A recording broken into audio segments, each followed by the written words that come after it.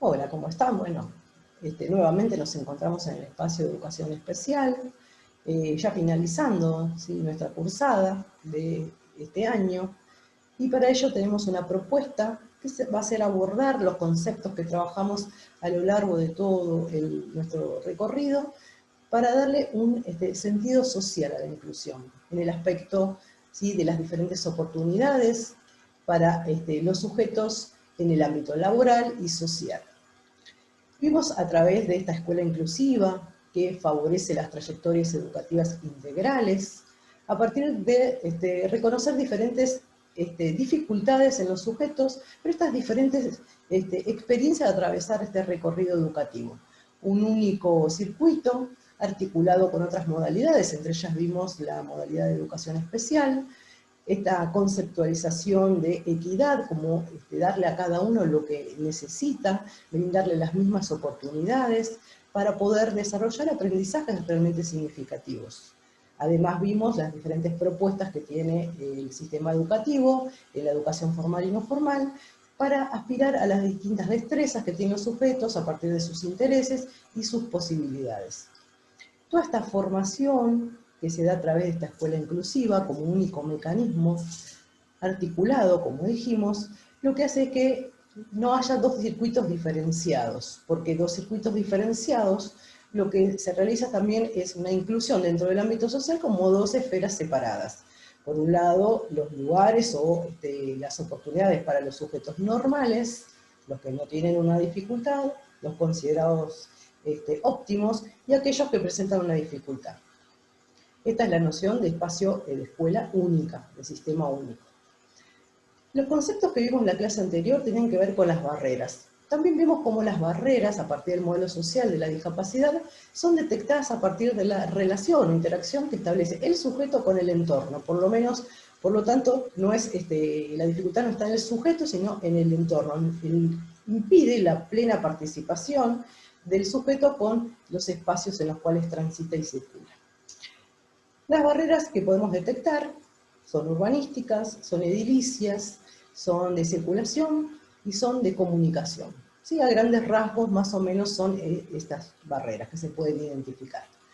Sin embargo, vamos a recurrir hoy a distintas organizaciones civiles que promueven los derechos y las garantías de todos los sujetos que tengan una dificultad, no solamente con una discapacidad. ¿Por qué? Porque dicen que van a hacer una crítica a los espacios, cómo están diseñados. Dice que fueron originariamente pensados para un sujeto normal, por lo tanto toda su construcción y todo su desarrollo urbanístico se dio en base a esta conceptualización, ¿no? A esta percepción que se tiene del sujeto. Ya lo vimos, que es un sujeto normal, en óptimas condiciones físicas y joven. ¿Por qué? Porque no se tiene en cuenta, ¿sí?, que el sujeto va teniendo diferentes dificultades a lo largo de todo su desarrollo vital. Entonces, ¿por qué nos van a decir que es una dificultad? Porque no solamente van a ver cómo se le dificulta la circulación y el acceso a las personas con una discapacidad concreta, ¿sí?, como es una movilidad reducida o el desplazamiento a través de una silla de ruedas, sino una persona anciana, una mujer embarazada. Y ahí va a ser central para estas fundaciones o agrupaciones civiles el concepto de accesibilidad. Como deben garantizar, ¿sí?, la accesibilidad de todos los sujetos a los lugares en los que ellos decidan participar, actuar, interrelacionarse, educarse, trabajar, ¿sí?, y también realizar trámites de manera autónoma. Y a esto aspiran, ¿no?, este diseño inclusivo de sociedad. Pero para ello se deben modificar diferentes regulaciones, ¿sí?, al interior de los códigos edilicios. Y en ello participan también, tienen una amplia participación y en la reformulación de los códigos edilicios. Si bien operan acá en Capital Federal, tienen diferentes sedes en otros lugares del país, pero también se relacionan con otras organizaciones. Allí también participan sujetos con dificultades o con diferentes discapacidades que a manera de socializar y difundir cuáles son los proyectos que ellos quieren llevar a cabo para facilitar el acceso, la circulación, ¿sí?, la autonomía a través de las distintas ciudades. Entonces lo que hacen es detectar en situaciones concretas cuál es la dificultad que se presenta y allí intervenir de manera conjunta con las organizaciones, con la parte del Estado que implique en realizar esa modificación, y cómo esos sujetos sí, abogan por el reconocimiento de sus derechos también como ciudadanos. Es importante lo que pudimos realizar a través de un llamado telefónico, ¿sí? Que no pudimos concretar una entrevista, pero algunos datos sí se los queremos transmitir porque nos parecen relevantes. Lo que nos dice que la primera barrera que se presenta, ¿sí?, es ideológica. ¿Sí? Esto es importante porque nosotros estamos haciendo de manera detallada cuáles son las barreras que podemos visualizar o que la bibliografía diferente que podemos encontrar nos van a decir. Sin embargo, dice, se siguen diseñando contextos discapacitantes, porque no basta con realizar una rampa para acceder a una institución o a una vivienda particular, sino que esa rampa debe tener ciertas condiciones porque tiene que estar destinada a resolver los problemas puntuales, ¿sí?, de la situación que se presenta. Y si tenemos una representación de discapacidad que referimos a un sujeto en silla de ruedas, a una persona que tiene ceguera o sordera, y allí dice, se reduce la mirada. Estas agrupaciones, ¿sí?, ¿por qué lo destacamos? Porque en ellas hay diferentes profesionales del ámbito de la arquitectura, de la abogacía, hay psicólogos, hay médicos, que a su vez introducen modificaciones también en los planes de estudios de estas mismas profesiones. O sea que en su formación lo que intentan es que se modifiquen y que se implementen, ¿sí?, estas ideas de inclusión social, remodelando edificaciones que ya están construidas, pero que además las que se están por construir tengan estos arquitectos y estos diseñadores de los espacios urbanos, ¿sí?, la idea de accesibilidad para todos. ¿Sí? Por eso no habla solamente de discapacidad, sino de cualquier persona en una situación de dificultad también.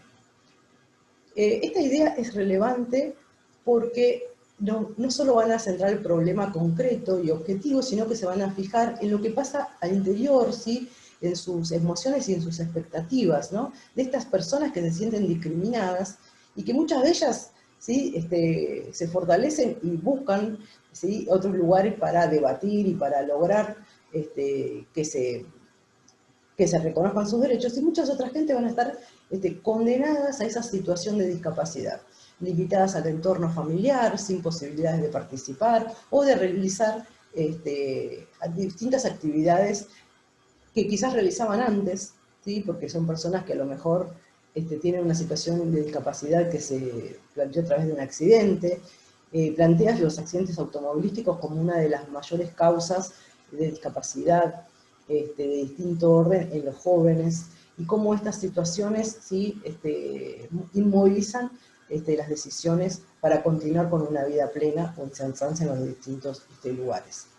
Así que es importante porque tienen una mirada integral de los sujetos, ¿sí?, en todas sus edades, también esto es importante.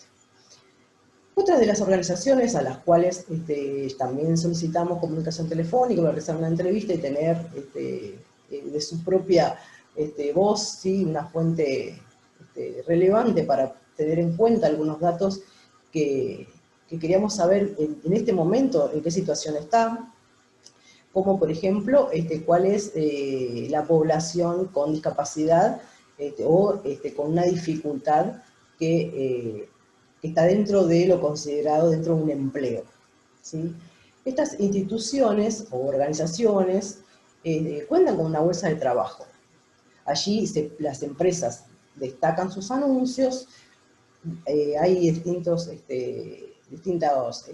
especialidades, ¿sí?, buscan diferentes perfiles de personas, ¿sí?, y además estos sujetos pueden poner su currículum allí y las empresas pueden seleccionar y llamar y concretar una entrevista. Así que hacen una función social importante.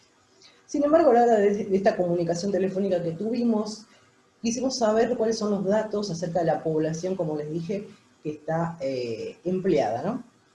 Y dice que de la totalidad de los sujetos con discapacidad que están dentro de un censo, o dentro de estos números estadísticos, dice que son un 13%. y que el 75% está en situación de desempleo, por lo tanto es muy alta la tasa. Entonces, allí lo que queríamos dilucidar un poco es si, bueno, si estas fuentes realmente laborales son estéticas o funcionan a manera de propaganda, de cartel, pero si realmente se realizan de manera efectiva.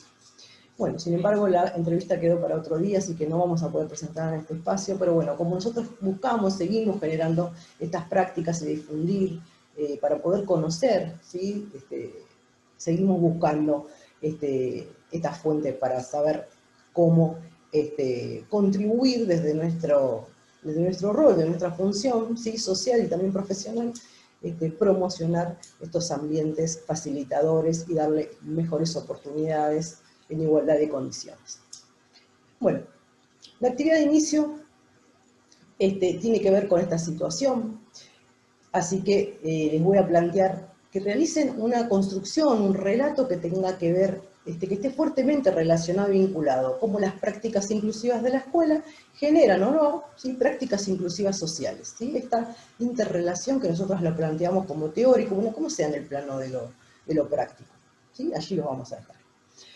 Para seguir con este tema, ¿sí? Les voy a presentar un video que son actores que interpretan a sujetos con discapacidad, pero que se ponen en la piel de los sujetos. Y después vamos a tener la voz de ellos mismos para decirnos cómo se sienten a partir de ser tratados desde el estigma, de verlos como niños, ¿no? Esto que vimos al principio de las clases, este estigma social que carga esta representación que se tiene del sujeto, y se lo trata de manera diferenciada, ¿no? Esta manera de discapacitarlo. Vamos a ver qué nos dicen ellos también, así que los invito a que lo veamos.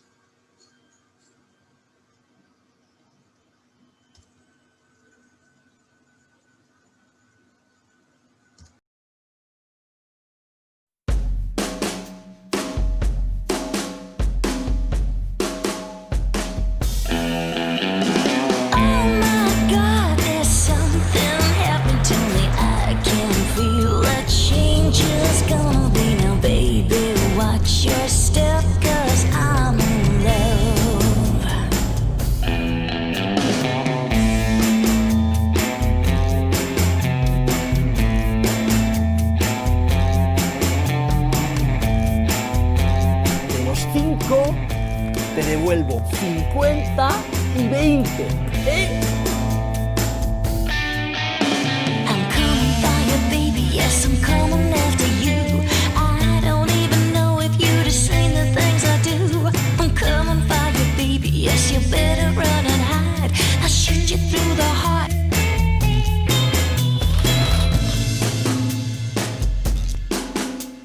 Es por ahí todo recto. Coming for you, baby, yes, I'm coming for you, baby, now. Coming for you, baby, yes, I'm coming for you, baby, now. Coming for you, baby, yes, I'm coming for you, baby, now. Coming for you, baby, yes, I'm coming for you, baby, now. Coming for you, baby, yes, I'm coming for you, baby, now. ¿No te parece ridículo lo que acabamos de ver? A mí también. Te agradezco mucho tu ayuda, pero si la necesito, te lo haré saber.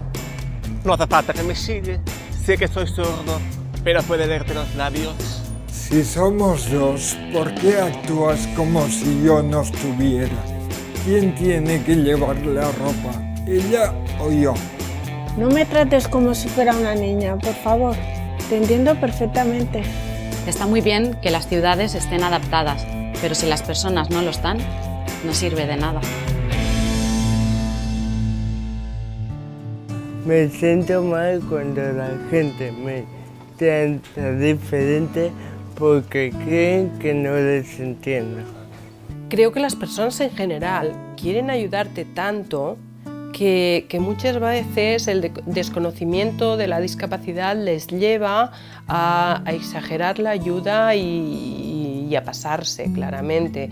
La gente no está acostumbrada y cuando habla con una persona sorda, vocaliza mucho más, exagera, y esto me hace sentir un poco raro. Y también a las reuniones, la gente cuando habla no tiene en cuenta mi presencia. el secreto está en que sepa que habla más despacio y que mire y vocalice un poco más. A veces la gente me trata diferente porque yo creo que se piensan que no los puedo entender, pero seguro que lo hacen con buena fe, con ánimo de ayudarme, pero creo que deberían tratarme con más normalidad. A veces me ocurre que cuando voy a cenar, por ejemplo, a algún restaurante con amigos, a la hora de entrar me mira todo el mundo por el hecho de ir en silla de ruedas, pero luego es como si desapareciese, porque cuando viene el camarero y les pregunta a mis amigos dónde la colocamos, si aquí o allí o dónde estará mejor, pues realmente me vuelvo invisible, ¿no? Llevaba a mi hijo pequeño de 1 año y medio de la mano y una persona, sin dirigirme la palabra, lo cogió en volandas para bajarle las escaleras. Claro, esto a una persona que no sea discapacitada es impensable. Yo entiendo que estas situaciones ocurren por desconocimiento o desconocimiento de la discapacidad en sí, pero me gustaría que algún día se tratara pues, con total normalidad. Sería mejor preguntar antes de excedernos en esta ayuda, porque la ayuda siempre es de agradecer y no se puede ser desagradecido. Pero nosotros somos personas y a veces, incluso con la ayuda, nos podemos sentir mal.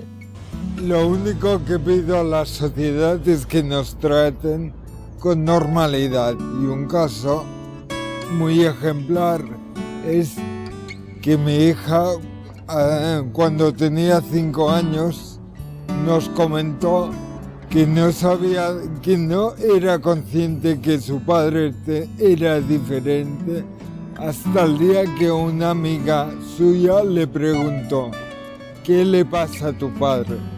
A partir de aquel momento ella notó que su padre era diferente a los demás padres. Me gustaría que todas las personas me trataran con normalidad.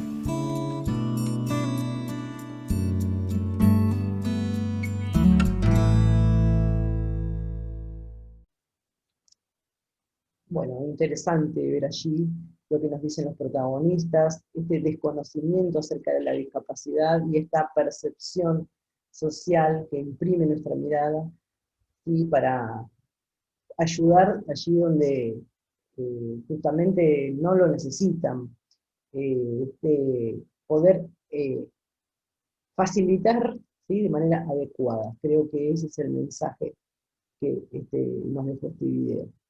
En el mismo orden de cosas, ¿sí?, vamos a presentar también esta relación que hay entre las barreras, los obstáculos y los facilitadores, en este caso de la mano de la tecnología. Seleccionamos dos ejemplos que no son los únicos, pero tienen una particularidad. Son diseñados por estudiantes del ámbito secundario y son situados, o sea, analizaron cuáles son las propias necesidades de los sujetos con estas características, uno con ceguera y otro con problemas en la comunicación, para diseñar, ¿sí?, este dispositivo adaptado a sus necesidades.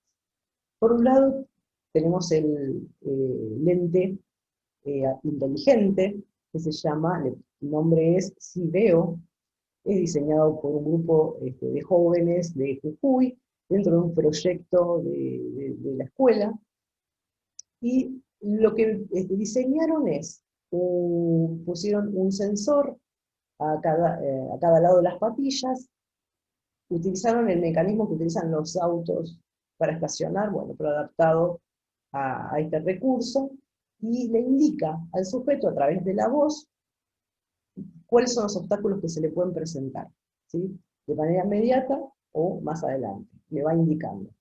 Si desconecta el modo de voz, este sintetizador, a través de distintas vibraciones en intensidad, le va indicando la cercanía del obstáculo, el tamaño del obstáculo y la ubicación del obstáculo, si está arriba, abajo, así que es interesante destacar este proyecto. Ya fue entregado a una joven con discapacidad visual que tiene pérdida parcial de uno y está en camino, tiene una enfermedad degenerativa que probablemente no pueda ver. Y otro es una aplicación, una app, ¿sí? Que se llama Háblalo, que está diseñado también por un estudiante, quizás lo conozcan porque está circulando por distintos medios. La app se llama Háblalo. ¿Y qué tiene esta aplicación también? No es la única que existe, pero también está situada, está diseñada teniendo en cuenta las particularidades o las necesidades de estos sujetos. Este joven ha convivido con personas hipoacúsicas y a él se le planteó un interrogante: ¿qué diseñar o qué hacer para que estas personas puedan comunicarse? Porque esa era una de las principales reclamos que realizaban. Llegó a la conclusión de, bueno, diseñar esta app tiene varias características. Por un lado, que es cooperativa. Los distintos usuarios realizan modificaciones o sugerencias y la app se va modificando para poder adaptarse a todas las necesidades. No necesita conexión a internet, es de uso libre y gratuito, así que estas son características esenciales que todos nosotros podemos tener. No solo las personas que tienen problemas de la comunicación, sino aquellas que podemos llegar a utilizar como un recurso para comunicarse. Lo que hace es sintetizar la voz a texto y pasar el texto a voz. Por eso no es una característica, eso no es la característica esencial, sino las otras condiciones que tiene, que va renovándose, que además técnico, electrónico, va realizando modificaciones y aspira a hacer otras, y que tengan que ver todas relacionadas con la discapacidad. Por lo tanto, en el video que le planteamos para realizar la actividad, él plantea una metáfora que dice ponerle el brazo a los ciegos, a los sordos, perdón. Estamos hablando de esa situación. Bueno, esta metáfora, ¿sí? Lo que les pedimos es que realicen esta relación que él hace, ¿sí? Entre brindar un facilitador donde se presenta una dificultad. Bueno, ¿qué otras situaciones ustedes conocen donde se presenta una dificultad y que haya una intervención situada, específica, ¿sí? Y cuáles fueron los alcances, ¿no? Porque esto de reformularse tiene que ver con que no siempre sirve y que se tiene que actualizar o adaptar a nuevas situaciones. Así que bueno, con esto lo dejamos. El día miércoles van a tener el parcial de recuperatorio, que ellos que deban recuperar, y se los vamos a poner en el espacio de recuperatorio, así que el miércoles lo van a tener. Y además les planteamos una encuesta, un cuestionario, para que ustedes respondan de manera anónima, y que es un instrumento que a nosotros nos va a servir para tener en cuenta y poder modificar aquellas situaciones de nuestra cátedra para poder brindar un mejor espacio de enseñanza y aprendizaje como el propuesto hasta ahora. Hasta la próxima.